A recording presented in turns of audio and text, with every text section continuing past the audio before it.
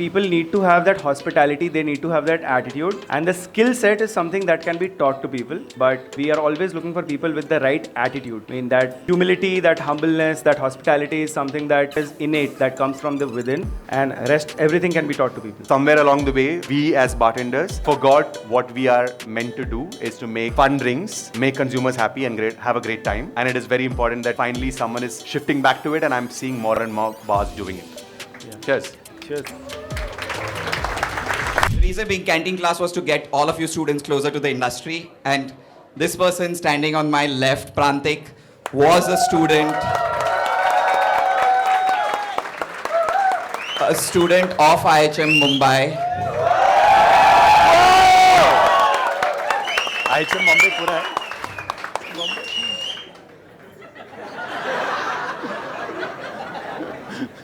Who sat where y'all are sitting. He came in as a student and hopefully was inspired by that canteen class. And after he graduated, joined us as an intern, then became a bartender, and now has become a head of beverage and mixology. I'm so proud of the journey he's done, and he's, again, just the most humble, nicest person that I know, who'll always, first thing, what happens with a lot of bartenders nowadays is you see their bartending skills only on Instagram.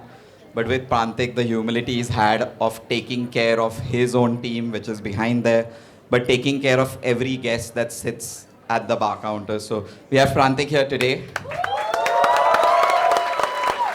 Thank you, Yash. With the next person, it's a very funny conversation. The first time I met this person, he walked into this restaurant wearing a two-suited blazer with the most formal shoes, and he was a whiskey ambassador. And the first thing I went up to him, I didn't know him, I was like, please lose the suit. And since then, we were on a panel again, he wore a suit again, and I just didn't answer any questions, just berate him about his dressing sense. Since then, I am proud that I've changed him enough to show up this way. But Pankaj is someone that honestly has been at the forefront of India's cocktail journey. In a way that every cocktail gets served with warmth, hospitality, which is most important than the technique you put. I know the amount of work he puts in with Countertop and the amazing team he has.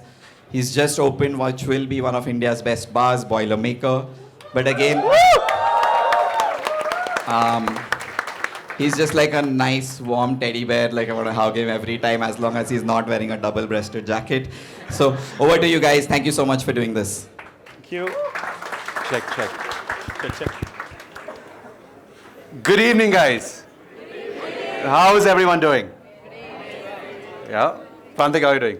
Very well, very well. All right. So what we have in store for you guys is a fun little workshop. Like how they have rightly put in shaken, stirred, and served. What we're going to try and do is to kind of break down how Prantik comes down with this fantastic cocktail book that you just saw, and also the ingredients in it and the cocktail in it. And how do you break into a cocktail program or a bar? Because that's what I do for a living, and I think I can probably speak about it a little more. Are you guys excited? Yes. All right, okay. It's always about alcohol. So, Cocktail Program 101. Before we get into talking about cocktail programs, what according to you is a good baseline, or what every bar should have, or what every cocktail program should have? Very good. Very good answer. Very good answer. Yeah. But I think what we like to say is a great foundation which has got really good pillars, right? And we're going to approach this in a slightly more organized manner so that you will understand how we look at it when we are building cocktail programs. Yeah? Yeah. Cool. So, what are the pillars?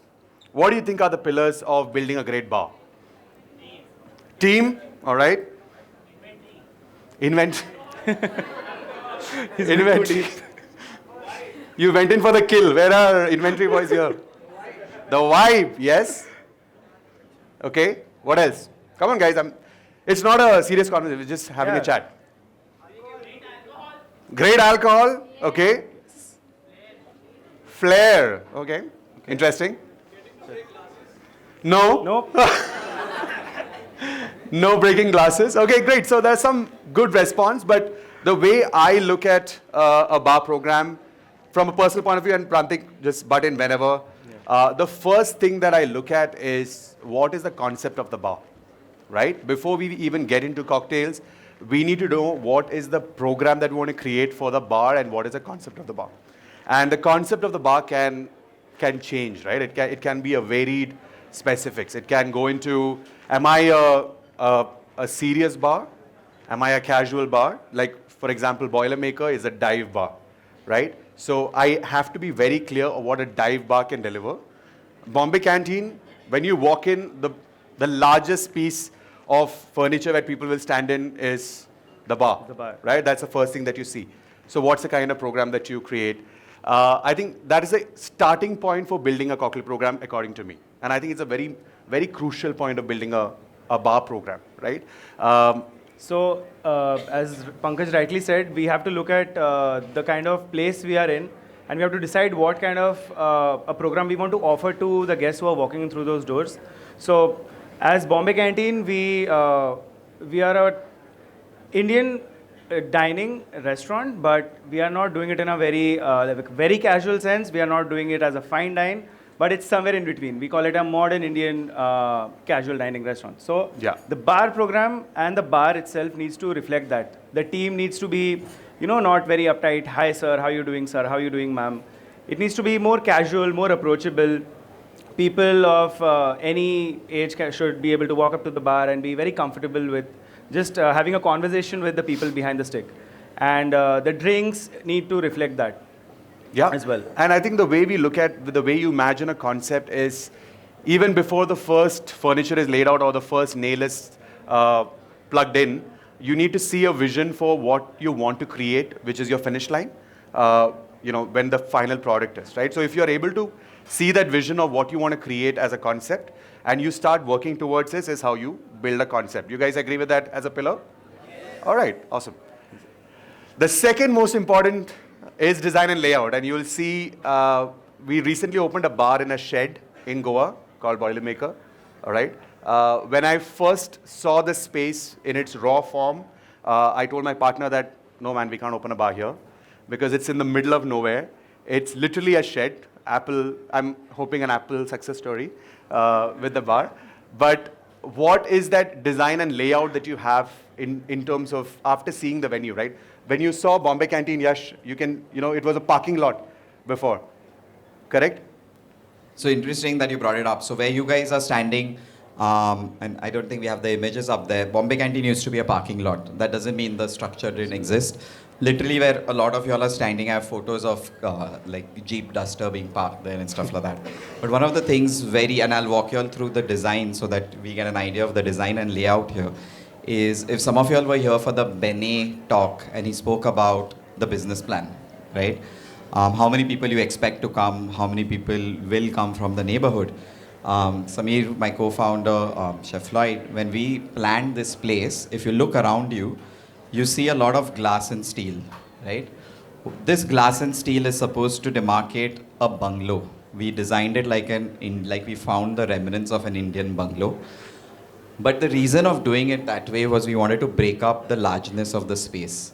Because we thought that maximum for lunch, we'll get around 40 guests who will come in, right? And if we only have 40 guests come in, if we can break up the space and save some money on the air conditioning, that would help.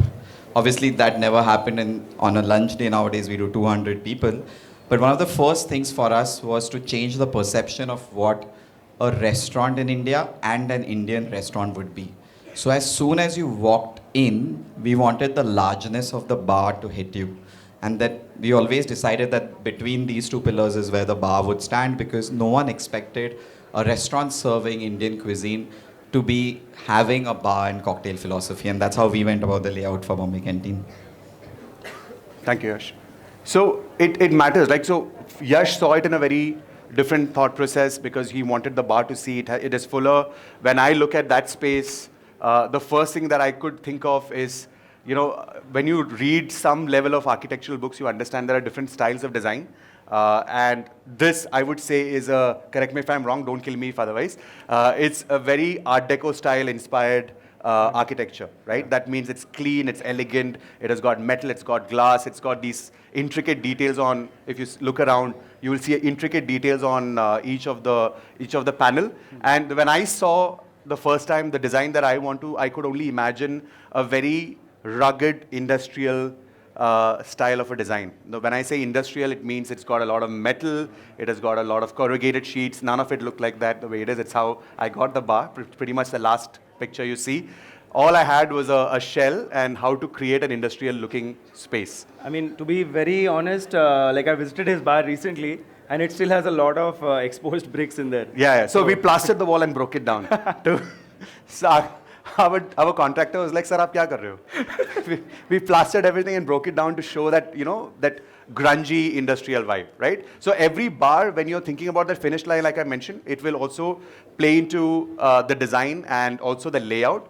Layout is a very important thing, right? Prantik, That is true. how we have, you want to explain how in Bombay Canteen, why the high tables are here and the low tables after? Yeah, so for those of you who have not visited Bombay Canteen on a usual day, we have chairs that are high chairs that are by the bar counter, and we have high tables with high chairs in this side, like very close to the bar. And then eventually toward the rest of the restaurant, the tables and chairs are more like lower. So the energy as you come up to the bar from the end of the room, it keeps increasing, and that is the way we wanted to keep. That's why the bar is in the focus. So, and also the length of the bar, it's made a certain way so that the people who are seated on this side can have a nice, easy conversation with the people standing behind. So the entire design was made like that. So specifically when you are a bar and you imagine your space to be a bar, and energy is a very important aspect, right? So the idea would to bring in the energy of the space closer to the bar. Closer to the bar, correct. And for bringing energy of the space closer to the bar, you need people slightly at a higher posture, right? So it means that you're focusing all and the moment people are standing around the bar after the seats, it looks like a busy bar, it is vibey and it is busy and it is fun, right? Yeah. So design and layout plays a major pillar. You Third, can't have bar without food in India. yes, yeah. In India, we tried to do that. We tried to open a bar where we had 12 dishes on the menu, and in week 1, we got 14 complaints. Everyone is like, "Oh, you have only 3 vegetarian options," and I'm also like, "Yeah, but there are also like 4 non-veg options, and the other 2 are like chaknas, right?" So we couldn't do it, and I very quickly realized after opening many bars that without food, you're not going to fly. And in Bombay Canteen, interestingly, the menu for the food is very, very well thought through. Yeah. So what our menu consists of, especially during the evening service, we have this chakna tray that's going around, which we call chintus. So every day, different types of chips and different types of snacks that are laid out on a tray, and someone just carries it around the restaurant for people to just grab a very small bite just before maybe you get like a proper appetizer in. And even when you're ordering like a small plate before you order the large plates, all our dishes are designed to be shared, and that's the best part about Indian food, is that anyway all our food is meant to be eaten as a community meal. So imagine sitting by either yourself or with a group of people and you're ordering the same dishes. You'll have a different experience depending on who you're dining with, because all the food is being shared and preferably being eaten by hand. For me, one of my most amazing experiences of a cocktail bar, and I'll tell you, like everywhere I've traveled and visited across the world, the places that I remember are not by their drinks but by their food, right? So I don't know if you guys know about 28, and I'm talking about bars. I'm not talking about restaurants, but I'm talking about bars. But when you're at a bar, when you're drinking, you have a few drinks at a bar, you always have that hunger pangs. You want to get something to eat, and when you get that perfect dish, right? There is a bar called 28 Hong Kong Street. Have you guys heard of 28 Hong Kong Street? Yeah, it is one of the bars which created Singapore bartending into what it has become, right? It is where it all started. I don't remember a single drink from 28 Hong Kong Street, to be honest, but I remember that they serve this mac and cheese balls, which is the best mac and cheese balls that you can ever have, right? Have you guys heard of Employees Only? Yes. Yeah? Oh, man. Employees Only, party place, we all That go. tartar. Yes, the beef tartar. tartar that they serve. So these are emotional hooks that people will remember by, and I think when you are building a bar, you need to have a food hook for sure, right? Because people should go back and say that we serve something very simple at Boilermaker called the chorizo peanuts, right? It has become a rager. Like people come in and say that, oh, can I get like 3 portions of that? And we'll talk after looking at the menu, right? So the food hook or the food pillar is very, very important, especially where in India. Pillar number 4 is the space. The size matters, obviously, but when I'm talking about the space, I'm not talking about the space, but I'm talking about what is the space that you have within the bar. A lot of bartenders are always complaining for space, right? You see this big bar?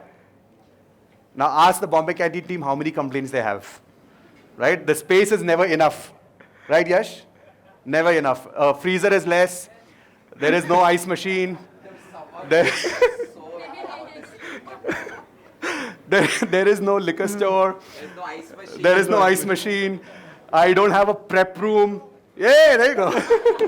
I don't have a lab. So I think it's very interesting that we are all thinking like that. It is very important that to think. Sorry, I'll just interject to you for a second. So prep room, for those who don't know, bartenders nowadays, because the cocktails and drink scene has evolved beyond just serving very simple drinks with just maybe 1 or 2 substitutions, and we are making a lot of things from scratch. The requirement for most bars to have a big enough space to do like trials and make drinks from scratch, like making your own syrups, infusions, sous vide, etc. You require like a good enough space. So it's not required. Please, as if you don't have one. But it's great to have. It's great to have it. Yeah, it's a good to have, but not must have. Not must have. Yeah. So I think the space is very important, obviously. But I think the way I look at it is, we designed a bar which is within the same group called Papa's, right? When we walked up to Papa's, Yash, Sam, and I had walked up to Papa's to see the space. I don't know how many of you know Papa's and the design. It is literally some 200 square foot, 150 square foot. Less than that, right? And like how I said, no, Yash, we can't, I mean, to my partner, no, we can't open a bar here. I told Yash, no, we can't open a bar here. For sure. Because he said it's going to be 8 seats. The bar is from here to here. And I'm like, where will people move? Where will people sit? Where will the drinks be made, right? I think utilizing the space is a very interesting aspect that we had to tackle that day.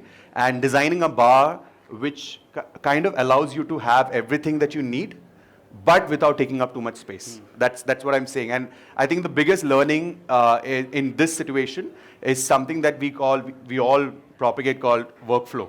Right? When I talk about workflow, what workflow mean is when Prantik is behind the Bombay Canteen bar, he should not take more than 2 steps to build any cocktail or any drink. Right? He's literally not wasting his time going to a fridge here, picking up something from there, going to another set. Can I get a glass? You know, he's not running around in the bar. In other words, ergonomics. Ergonomics. And ergonomics is the new economics. Wow. Right? And thank you. I'll patent that. That means you make more money. Not to make any money, but just to add to that, one of the things we did with the workflow at Papa's is we did alterations of, and I think at Bombay Canteen we did it the second time we renovated it. We used to put a tape on where equipment is going to be, like a tennis court, and we used to walk around saying, okay, if the bartender's making a drink here, can he put his hand out, pull out something from the fridge? I wanted to add to that is, at the end of today's session, actually, we've put up the layout of Bombay Canteen right up at the kitchen somewhere. There's a big plat, and it's the same with kitchen equipment workflow, that when you're cooking something, you need something really close by, so do check that out after the session. Yeah. So, pillar number 5 should work. Very, very important. You guys think so? The music of the space, the energy of the space. I like to call it the vibe, right? And the vibe is the biggest hook for a space. If the space does not have the right music, I can guarantee you, I'm sure that a lot of people are going to hate me, but if you go to a 5-star hotel bar today at 7:30 p.m., they will most definitely be paying a EDM at the highest decibel levels that you can think of, and you don't want to sit there anymore, right? So how do you create an energy or a music program that you can still hear conversations? Exactly. Right? And you're not screaming it, hey Prantik, yeah, you want to have that drink? Not that. But at the same time, you can listen to each other, but the music kind of blends in. Yeah. Right? And the level of music is also very important. It's not just the choice of music, but the way the decibel level kind of varies throughout the evening depending on how many people are in the room. So one interesting thing that I actually noticed one day while we were working, so it was a busy Saturday, and there is a certain way the speakers are arranged around the bar here. It's all forward firing. So when we are standing inside the bar, we can hear the music and we can also hear the restaurant, like the guest noise level to a certain extent. And there are certain points in the night when there is an imbalance and we can hear too much of the crowd. So at that point, I know exactly that this is the moment when I need to get the music just a little up so that the din kinds of lowers down and the music gets up. So at that point, the energy automatically shoots up. And that is something that's very important to do, and I think Pankaj will agree with me, that the music controls need to be placed closer to the bar or someone who's usually just walking around the bar area. I think all bartenders should be half-trained DJs. Definitely, Because I agree. maintaining the decibel levels, knowing when to increase the music, change the track, change the playlist. I think that the best spot to do all of that is behind the bar because you have a control of the whole room. And based on that control, you can decide how a person will drink more or less, or eat less or more, or get up and want to move, or order round of shots. All of that is controlled by that one thing. So it's a very, very important pillar. So that becomes your core pillars. And then comes, so we have got a bar and we have understood all of these pillars, right? So we've reached there. And then comes the second chapter, which is who are you making it for, right? Very, very crucial. I think you need to really understand your 5-kilometer radius audience. When I say 5-kilometer radius around here, who are the first 500 people who are going to come in, right? And will they come back again? What do they need? Who are the right audience? Are they people who are working, who is coming here for a quick drink before they head back home?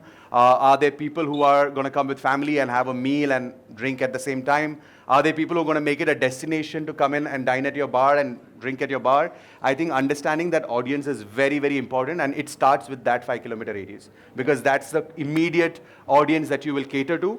Everyone else is cherry on the cake. That's true. Correct? I agree. And the competition. And comes the competition. So this is very, very, I'm sure that any bar owner would do a comp set analysis, right? To understand what is, Yash turned. Thank God Yash is not mic'd up, is it? Okay. So to understand who are your immediate, when I say competition, don't think of it as a negative way. I think you should think of it as a positive way to understand who are you trying to be like a fill-in? Like, oh, there is no space like this, so I need to create a space like this, right?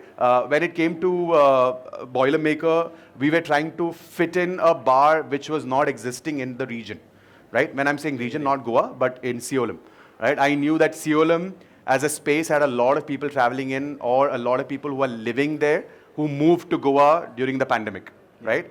If they have to go to a bar, they have to travel about 20 minutes out, 4 to 5 kilometers away, right? How do you tap into that audience who wants to go out, who wants to drink, who have settled in? They don't have a neighborhood bar. So I'm catering to a neighborhood bar situation more than trying to be another bar in the mix. I think from the reason I shook my head at competition is I genuinely feel the restaurant and bar industry, may it be Goa or Bombay, we are too nascent to have that much competition. But when you look at competition or you're putting a matrix together, it's to understand the insights of their guests. And I'll give you a quick example of it is when we did O Pedro, especially with BKC, there was a craft beer revolution, like people wanted craft beer. So we harped on that a bit more, but we never called it a beer bar. But we had 3 beers by Great State Ale made just for us. But when it came to doing Veronica's, for example, all over Bandra, there are hipster cafes opening with specialty coffee, where before serving you that cup of coffee, they'll give you some gyan on how many times it was fermented and why. We wanted Veronica's to have a strong coffee beverage program. So when you think of a bar, it's not just alcohol, it's also coffee. And through the day, we said what differentiates this coffee program is it transcends into a wine program as the day changes, right? And that became a strong differentiating factor, yet knowing in the competition, people were drinking coffee, right? So we knew that market needed coffee, wants coffee. We just gave a completely different personality to it. Got it. All right, so we found we found our region, we have found our bar, we have got our concept ready, we've got our food ready, we've got everything on point, the music, the vibe, the energy, but all of it is going to fall flat if you don't have a A-team. team. The A team, all right? And here is where like someone like a Prantik who holds the ground becomes extremely important, because if you are a bar owner or you are, we consult for bars, and for me, if I don't find that guy who is the lead who's going to run that program, all of my dreams of building a great bar can fall flat, right? And the most important thing is for someone like, for example, Yash and Sam might want to create the most fantastic beverage program at Bombay Canteen, but if Prantik is not aligned to what they want to create and they are not aligned to what Prantik is want to create, it's a mismatch, right? Yeah. And it's a very important, like first, more than the team, the person who's leading the program plays an anchor role. Like that is the most important aspect. And then the person builds a team around him, Yeah. like you have.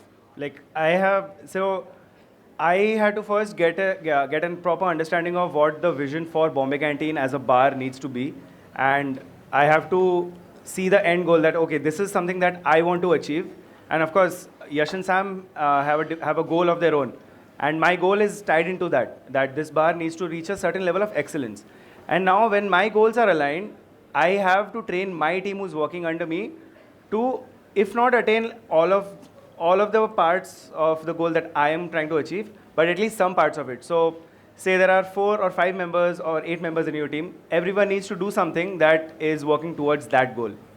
So that is something that is very important for the person who's leading the team to be.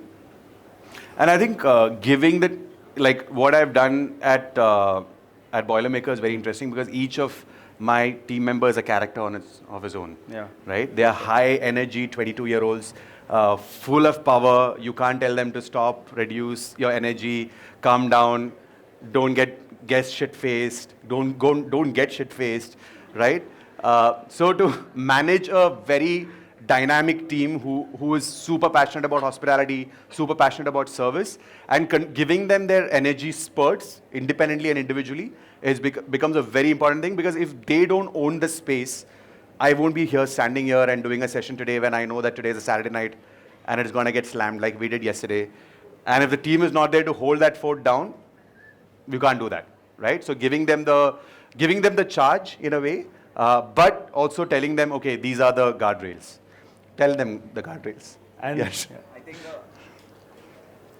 important word that Prantik used was alignment, and like similar to what Pankaj is able to do well. And I'm bringing this up because there are a lot of you who are young, like who want to get into bartending. One of the things you all look up to is like flair bartending or like throwing out fire for some odd reason, but also competitions, right? Liquor competitions, bar competitions. Is as a bartender, if you're not aligned with where your team's goals are, and the team is not aligned with where the bar's goals are, the bar is not aligned with the owner's goals, if you're personally only motivated by self-recognition, by going to only competitions, only showcasing your cocktail, you clarified it 100 times and blah, blah, blah, it doesn't work. And we've seen it, like for me, it's easier to say it now, but we've finished 10 years and I've seen that whole journey where everyone is only aligned to a cocktail competition, and it will never work that way, because you need to win a competition for sure. If your bar supports you because you have the alignment in that, the chances of you winning it are much, much more. much higher. Correct. That is true. Like for most of our bar programs, we don't even allow people to participate for the first year. It's a non-negotiable that you can't participate in a competition, because then you know that the team is here not to build themselves into the program that you have built, but rather build themselves for competitions and winning and moving on to the next job. So I think it's very important that people know that it is not just a stepping stone, but you're here to build a foundation for yourself. And just to build up on that, there is one thing that we believe in Hungering, and this is something that I've heard since the day I've joined, especially when we are getting new people onto the team.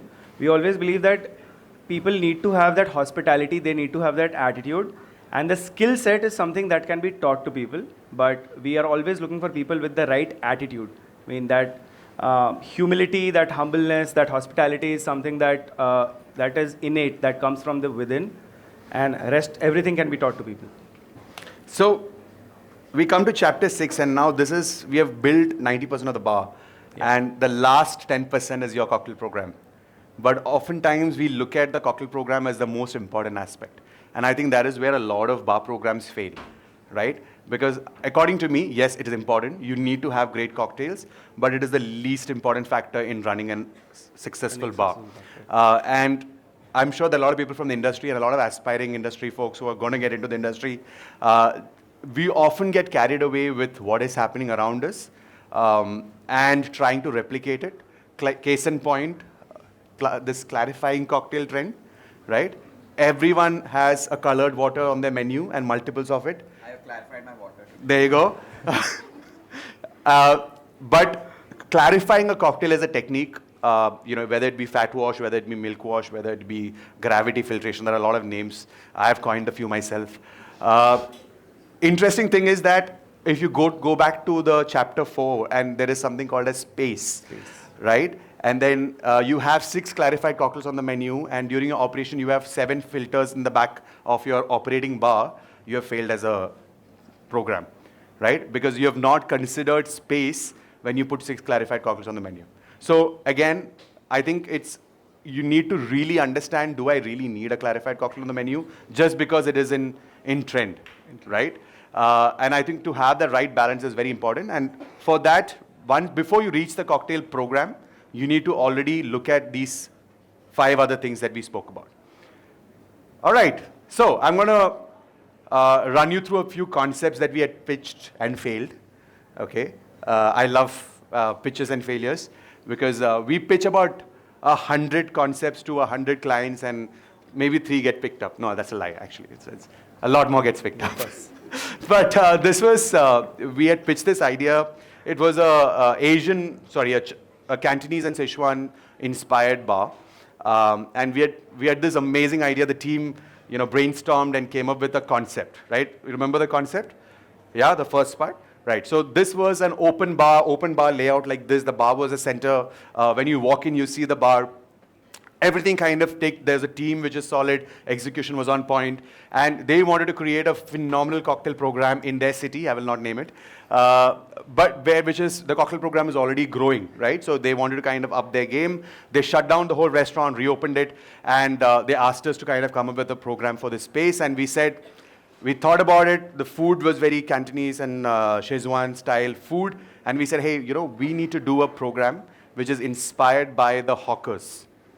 All right, and I was super excited because savory cocktails is a thing now. Everyone is talking about savory cocktails, and I'm like, guys, I think they're gonna love this. It's amazing. The savory cocktail is the new word, and we said we will take hawker dishes across China and convert them into cocktail. How does it sound?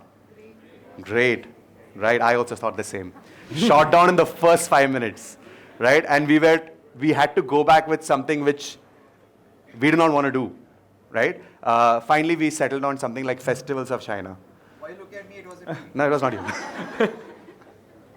So, yes, you might have a great program, but not always it is something that will work. This was what we had imagined, right? Peking duck and mac cucumber salad, char siu, all of this made into a savory style cocktail program.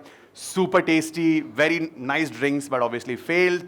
But also there are pitches which work really well. There is this hotel bar that is opening up, beautiful looking bar coming up in Bombay, and they wanted to focus on luxury, right?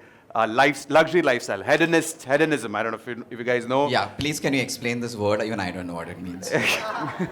So imagine a person Goa telling me what hedonist is. This is where my life has come to. Please explain this in 3 simple words. Someone who loves the finer things in life, yeah? Why can't you just say that? Like me. Double-breasted suits. Exactly. Not wearing it anymore. I can't believe it. Anyway, so it was a person who was traveling across the world and experiencing luxury experiences, right? So it might be caviar bums, it might be rolling cigars with the people in Cuba. It can be, taking a hike to find white truffles in Alba in Italy. And we pitched this idea and about this journey of this person traveling around the world in search of these experiences, right? AI helped. Like, for example, him visiting the Amazon shaman, which is a tradition where they burn Palo Santo. It's like a gathering. And this is something that was a very interesting concept that people picked up, right? Like the client picked up. So I think building a concept according to the space is very important. Bombay Canteen with a new menu is again a conceptual menu, right? There is a concept and drinks revolving around that concept. You want to explain the concept, Prantik? Yeah. So this book right here is our sixth cocktail book. So before this, every menu that we have done is dedicated to the city of Bombay. So the first menu started off with the Art Deco buildings. So Bombay being the city with the second largest concentration of Art Deco buildings after Miami. And we wanted to pay homage to that. So the first menu was the Art Deco. Second was the street slang, the Mumbai in Bombay. So you would never imagine somebody to just, order a, bro, can I get a thamba? Can I get a jhakas? But we had cocktails like that as part of a second menu. Another menu focused on the types of people you have at the promenade. And one menu was about the different talkies, the single screen cinemas across the city. The one before this, the one we are serving right now till yesterday, was called Make Mine a Bombay, which is about the daily life in the city. So anyone who's been in Bombay for even like a few months will relate to at least 6 to 7 stories out of those 10 stories in that book. And finally, with the sixth one, we've come around to talking about Bombay Canteen because we are completing 10 years and we wanted to reflect back on all the faves and all the fails and all the feasts over the past 10 years. So this is all about us. You can keep talking. Yeah. So in this, we've got cocktails that's inspired by our first summer menu change, which was green disaster, I would say. Then we wanted to open a, how do I say, Eastern Canteen, spin-off of Bombay Canteen. So fast. You taught me. Okay, so we were going to start a Indian Chinese restaurant. Indo-Chinese. We had almost signed the space, had the design ready. It was going to be called King Fu Canteen, but we never really made it. So this is the cocktail from it. To what Prantik was saying was basically this book, throughout the year, the common theme has been Bombay. And this year we wanted to make it Bombay is Bombay Canteen. Bombay is Bombay. And this is all about it. And there are some really great stories in here. And there are cocktails inspired from those stories. And, when I talk about concept and conceptual menus, it's not a necessity that it has to be there in your bar, right? A lot of people also get like, I saw this menu at Bombay Canteen, it's so good, I need to also have a menu like that. And this, what I mentioned about seeing something online and trying to replicate it is the worst thing that you can do to yourself because there's no end to it. At Boilermaker, our menu is colored paper, which says, the first section is called Smashables. Those are drinks that you can smash. You can have multiples of. The second page is called Sessionables, which you can take time with. And the third page is called Minis, where is a small short serve. So it can be as simple because we are a dive bar, right? We are an elevated dive bar. We want people to make their decisions quicker so that I make more money.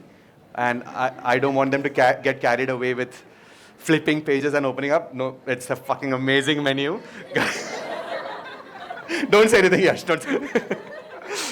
So, because our churn is very different, and here it's more experiential, obviously it has to. But whatever the style of menu, whether it be a clipboard, it's completely all right, or a single A4 sheet, A5 sheet, or a menu which is as complex and as beautiful as this, there are some non-negotiable when it comes to the list of drinks that you have to build, right? The mix. The mix, exactly.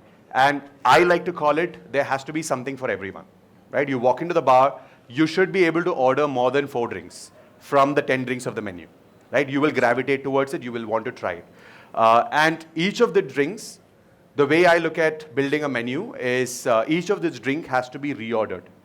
So if you order one cocktail, the consumer should be able to reorder that drink all over again, right? So reorderability and having something for everyone is 2 important aspects. And the way we usually design, and even for Bombay Canteen, Prantik, you can explain how we go through it. Yeah, so I mean, even if you look at the drink, the photos, so this is a group shot of a few cocktails that we had on the current menu. So if you see, even visually, the style of drinks is very different. You've got two drinks that are tall and sessionable, like easy drinking. You've got two short drinks that are more on the sour side. You've got a spirit forward, like more boozy drinks, which you're meant to be, you're just meant to be sipping on. Make it easier. Yeah. Now this is the complete list, and as can we just switch back to the previous slide for a second? Thanks, Pankaj. So if you see, it says at least 2 spirit-forward drinks, at least 2 highballs, 2 sours, and savory, and of course you have to have some gram-worthy drinks as well. Very important, right? Very important. There should be one drink on the menu which people will pull out their phones for. At least one. And you guys know what the difference between a spirit forward, a highball, a sour? Yes? All right. Okay. So this is what I call as a... This is what he charges for usually. Yeah. I don't know why this slide is on the page. Okay. Any which ways. There is something that I always love to call a love it or a hate it drink. Yeah. Okay. This is a drink which has to be there on every menu because this is one drink which you've really messed around with people's heads, right? When you taste it, it's a 50-50% chance that someone will either love it or someone will hate it and they will never order it. But I think that's how you should sell it. Yeah. Yeah, so now if you look at the mix over here, you've got at least 2 highball style drinks, which is the Pool, the Waiting List, and the O Bombay. You've got at least 2 spirit forward between the duty free and the empty seat. Then you've got a couple of, actually all the drinks are really beautiful, but if you had to put a few drinks in the category of gram worthy, that would be the curbside, the bakery run, and then you've got the savory drinks as well. So all the drinks, no matter how, what kind of a cocktail menu you're building, or even if we flip back to the previous menus here at Bombay Canteen, the balance of the menu remains the same. You have to have cocktails that appeal to everyone, and no matter whether you like spirit-forward cocktails, you should have at least one more option than the one you immediately see, or whether you like highballs, you should have at least a couple of options in the entire menu. And still it is a 10 cocktail menu, Yes. right? So it's a concise list of signatures. Now, after this, I want to just take you through a couple of drinks from the new menu. And we build up on the pillars. We've built a bar, we've built a menu concept. Now, this is to showcase how all of this comes together into one drink. So, as we spoke about previously, this menu is all about the different stories that we've come up with in the past 10 years at Bombay Canteen. We will be tasting the King Fu, which is it's an ode to the Eastern canteen concept where we wanted to open like a Kolkata-style Indo-Chinese restaurant.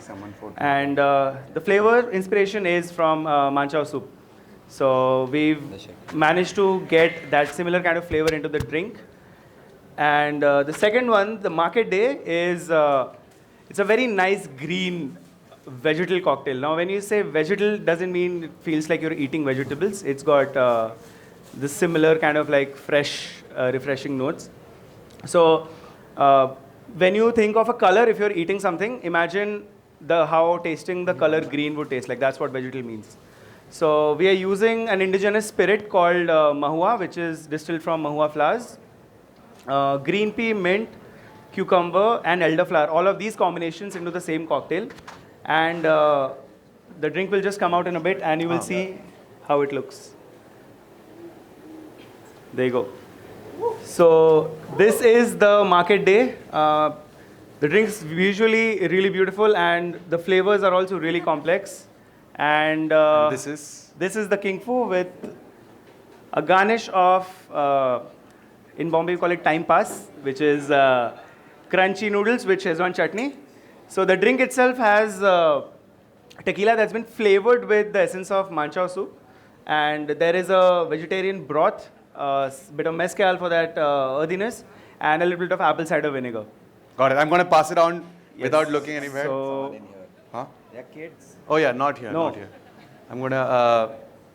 You want to come? okay, one you there. try out the Market Day. Yeah.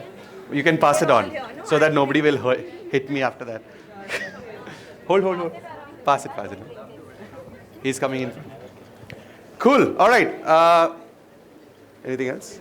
Oh, your taste. And now you're tasting. Yeah. But the idea was to kind of run you through how we think of I know the alcohol is out and everyone is distracted now, with even 2 glasses.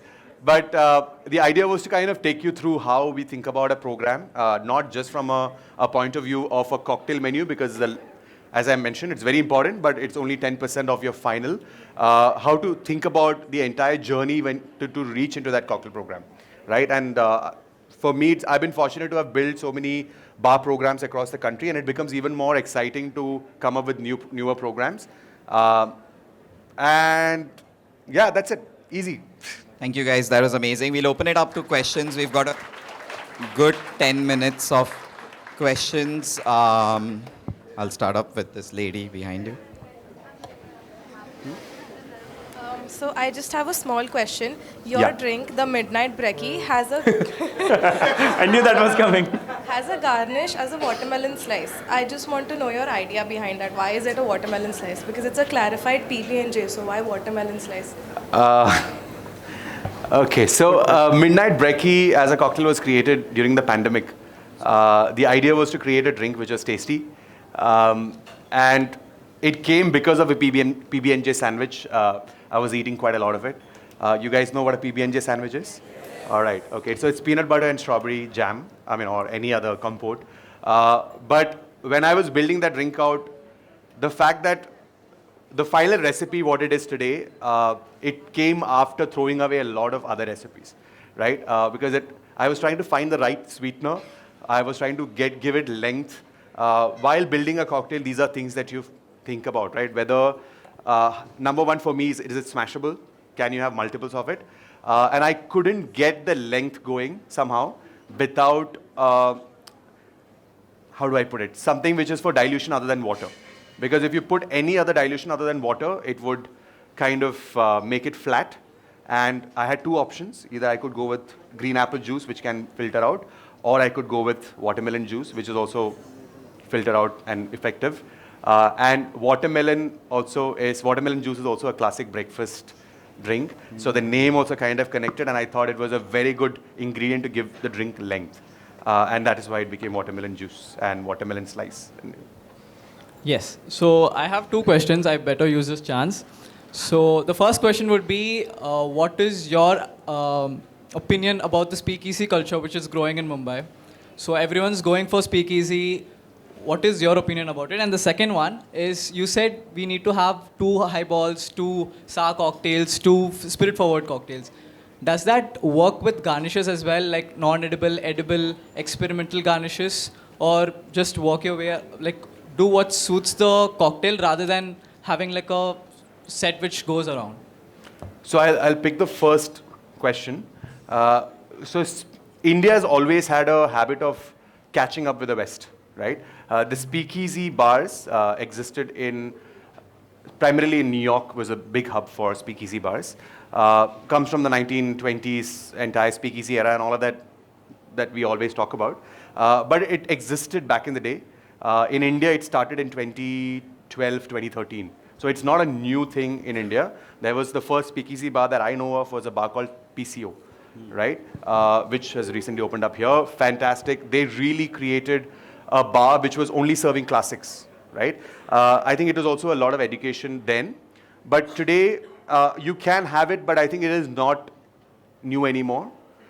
So I'm not a big, supporter of more and more speakeasy bars opening up. But they can be experiential venue, which is limited to people, right? It need not be called a speakeasy, but it's limited. It's 12 seats. It's an experience, right? We have something called as a lab, which is a 12-seater venue again in South Goa. I think people should move more towards experiential drinking venues than speakeasy bars, because I think it's done.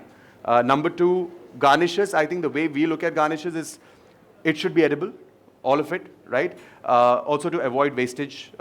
Citrus peel is one thing, but there are drinks that we now do which only uses the citrus to express, and then the citrus goes into a cordial.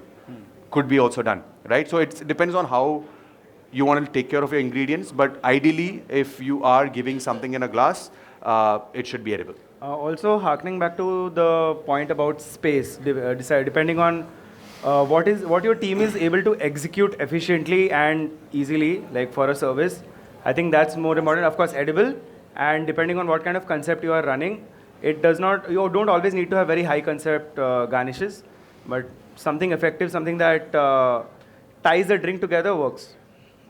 We have a question here. Yeah, hi. So I'm a culinary designer and I work a lot with curating cuisines and dishes. How would you draw the parallels of creating or crafting a cocktail to crafting a cuisine or a dish? Like, what do you think? What would be the parallels of flavor and components, and like how do you build it from the ground up? What are the key components? Like the structure of the drink, or specific to culinary style drinks? Yeah, the structural thought process. And structure also includes flavor, aromatics, all of that. I think the way we look at the way at least we look at ingredients and cocktail is identifying ingredients that we have not worked with before, which is very interesting to do, because then you are opening up your mindset to something that you have not done, right? So I think it's a great starting point. In India, often when you're building a cocktail, we get comfortable with using that 5 ingredients that we are very comfortable using. There'll be an orange, there is a pineapple, there is a passion fruit, there is an jalapeno, unfortunately, and there are like these 5 things. So I think the way we look at structure is now to pick an ingredient which you have not worked with before. That means you will have to figure out how to extract a flavor from that ingredient, and then identifying what is the style of drink that you want to create. You want to create a short style, a highball style, a long, a drink which has to be served on the rocks. Then choose a spirit, right? And then try to build how that extraction will happen. So the flavor extraction. And then give complementing flavors or contrasting flavors to it. And that's how I go about building a drink, right? I'll just add one to it, I know Pankaj agrees to it, is just because there's an ingredient you as a chef or as a bartender want to work with, because there's an ego to also go do something new, it needs to taste fucking good. Yeah. Yep. Right? I'm tired of going to bars where someone foraged hedonist freaking ingredients for 2 hours and made a drink. At the end of the day, if the drink doesn't taste good, even if you curated it, whatever, doesn't matter. So I think that making sure that your ego is in check, that you're not going out to find ingredients to put it up on Instagram, because no one's licking the screen of your phone. Yeah. I think that's a very important balance to have. 100%. I just shared a post today by Ryan Chettiavardhan. I don't know if you know him, but if you don't know him, you should follow him. He runs his bar called Super Lion, White Lion, Lioness, in London. And he had a podcast clip that he posted today with Tristan Stevenson. And he said, when you make a drink and you put it on the table, a consumer should take a sip and ask, oh, wow, that tastes so good. What do you do with it? Yeah. And that is a larger conversation point, or that's where you can create memories with the consumer, rather than saying that, oh, I have thought about this drink, it took me 24 hours to ferment, and then I filtered it, and then after that I clarified it. An elevator pitch always helps, but I think more than pitching your menu to a guest and saying that, oh, I did so much effort to come up with these 12 drinks, rather serve and then spark the conversation backwards. And I think it's a great point. We're going to do one last question to the lady in black. Like I've said before, we have both their Instagrams there at I Say Negroni, at Bebdo. You can always DM them questions, but one last question. Okay, amazing. Firstly, thank you. It's 5:30. We've been here all day. So thanks, Yash, Pankaj, Prantik, for bringing so much of knowledge and energy. It's been really great. We've been here all morning, munching on all the cheese. So I just wanted to ask, because I've worked in Goa and now I work in Bombay, I work in marketing. The amount of bars that you see opening up, even within Bandra currently, right? And you see so many new concepts and so many new ideas, different people from different backgrounds. What do you think, Prantik as well, you've been doing this for so many years now, right? So what do you think are the next up and coming hooks or trends or the direction in which the industry might be heading to? Yeah. I think there is a big trend on getting back to doing classics really well. In the middle, there was a dip where people, like a lot of our guests were complaining that, hey, I went to this bar, I just asked for an old fashioned and they couldn't make it. Or I asked for a whiskey sour and they, did their own twist to it. So now what I see is a lot of bars are becoming smaller, like they're not opening grand venues. Smaller bars, good bar teams, well trained, doing simple drinks really well. So I think that's a trend that's coming back in for sure. And yeah, and the second thing, as I mentioned, slightly smaller spaces. Like in the middle, again, we used to have like really huge cocktail bars, which were not serving too many cocktails. So yeah. I think it's a very interesting concept. I mean, the question is very interesting, right? I think we will also reach at a point where all of these conceptual drinking spaces will open left, right, and center, and then consumers don't want it because they want to just go and have a good time. Good time. And I think it's very important to understand that having a good time does not mean that there should be smoke and mirrors and an oration of the drink. Rather, like keep it simple, keep it easy. You should check out this bar in Hong Kong, which just became the #1 bar. And Lorenzo Antonori opened a bar called Bar Leone. Leone. Bar Leone, and he says it's a normal bar, right? And that word is very important in today's day and age because I think somewhere along the way, we as bartenders forgot what we are meant to do is to make fun drinks, make consumers happy and have a great time. Yeah. And it is very important that finally someone is shifting back to it, and I'm seeing more and more bars doing it. Yeah. Cheers. Cheers.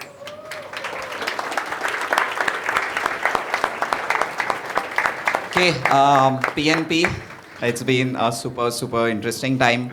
I've already said all the great things I could say about you, so I'm done with that. But like to close on that, like it's we say it, Pankaj says it a lot, Prantik says it a lot. Doesn't matter how great the concept is. There's a concept called shutting down, which will happen very soon, however great it is, if there is no hospitality at the core of it. Just want to thank you both. I know Saturday evening, spending it with us. Thank you everyone who stayed back. Most importantly, we have another amazing session to close off today. And this session is something that takes you as students, as people who want to get into food through the journey from a chef's perspective of when they think about creating products, restaurants, how do they think about it? And from a storyteller, branding person, how does she look at it and bringing it all together? There are 3 rebels on this panel, so I'm not going to be anywhere close to them today. So we've got Chef Alex, we've got Gresham, and we've got Pritha. They'll be starting in exactly 10 minutes. So if you guys want to take a quick break, we'll be back here in 10 minutes. Thanks a lot, guys. Thank you. Thank you, guys. Thank you, guys.